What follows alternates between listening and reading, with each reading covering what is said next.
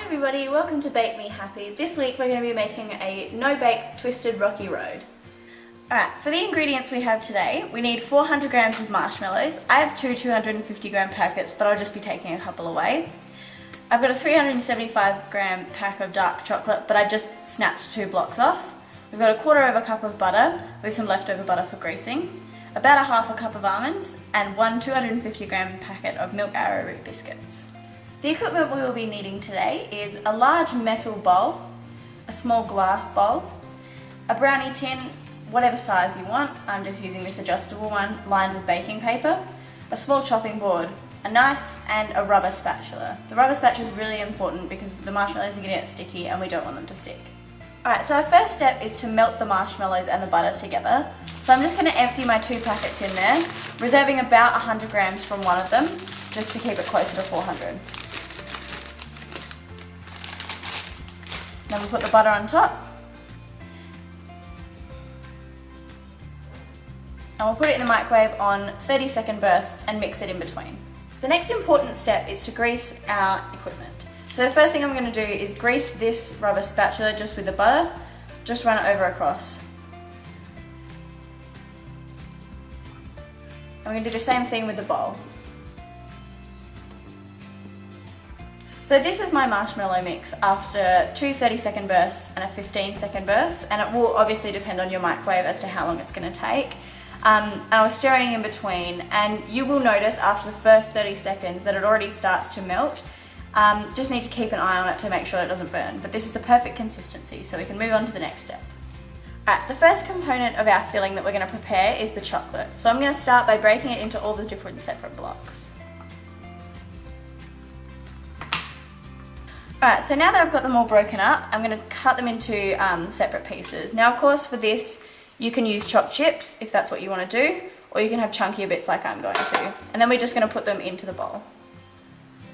So now we've got all the chocolate chopped up into reasonably rough pieces.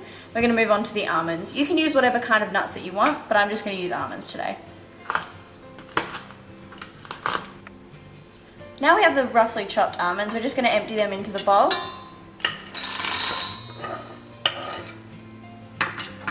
And start chopping up the biscuits.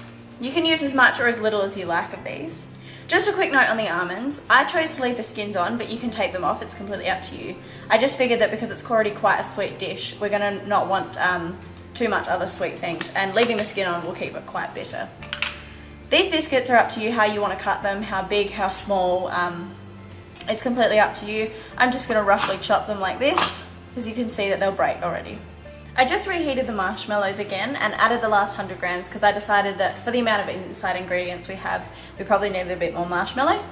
So I just chucked that back in the microwave on 15-second bursts this time because half of it was already melted.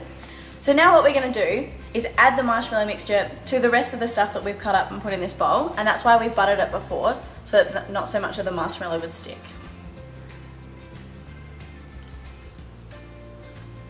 So the marshmallows are quite sticky, so we're going to have to really try hard to mix this all through, and a lot of your chocolate might melt, but that's okay. We just need to make sure that the marshmallow gets to every bit of the solid bits to stick them all together in our pan. So this is how the butter's helping. It's stopping all the marshmallows from sticking as much to the sides of the bowl. So we've got that all mixed in, and we're going to transfer it into the pan. The next step is to put some gloves on if you would like, or you can just butter your hands by themselves and just smear some butter all over them so that the mixture doesn't stick to your hands. And then you just got to kind of push it all down into the edges. Make it nice and flat. Alright, we've got it all pushed down to reasonably flat. So now we've just got to take it into the fridge or the freezer if you'd like and let it set for at least 2 hours. I took the rocky road out of the fridge after about 2.5 hours. It's still soft to the touch, but that's to be expected because of the marshmallows. I've cut it up into 24 pieces, and you can see all the biscuits and the chocolate and the nuts inside it. Thanks very much for watching Bake Me Happy this week. Please like, comment and subscribe, and I'll see you next time.